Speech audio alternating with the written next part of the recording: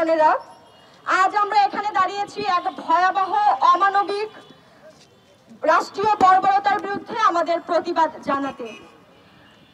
বাংলাদেশ ভারত সীমান্তে দুই বাংলাদেশি নিরস্ত্র নাগরিককে ভারতীয় সীমান্ত রক্ষা বাহিনী পিটিয়ে হত্যা করেছে এবং অমানবিকতার শেষ পর্যায়ে গিয়ে তারা সেই লাশকে নদীতে ভাসিয়ে দিয়েছে।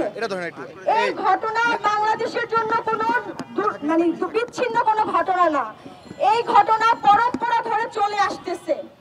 গত 10 বছরের সীমান্তে বাংলাদেশের 300-র বেশি বাংলাদেশি নিহত হয়েছে, নিখোঁজ হয়েছে, লাশ ফেলে দেওয়া হয়েছে। এগুলো এক প্রকার বাংলাদেশের দিকে তাক করে রাখা অঘোষিত যুদ্ধ। কিন্তু প্রশ্ন হচ্ছে, এই যুদ্ধটা আসলে কার বিরুদ্ধে? বাংলাদেশি দুই দেশের নিরস্ত্র মানুষের বিরুদ্ধে, নাকি বাংলাদেশের দিকে ভারতীয় রাষ্ট্র ব্যবস্থার ক্ষমতার প্রয়োগ দেখানো হচ্ছে? আমরা দৃঢ়ভাবে বলতে চাই, বাংলাদেশের কোন নাগরিকের জীবন সস্তা নয়।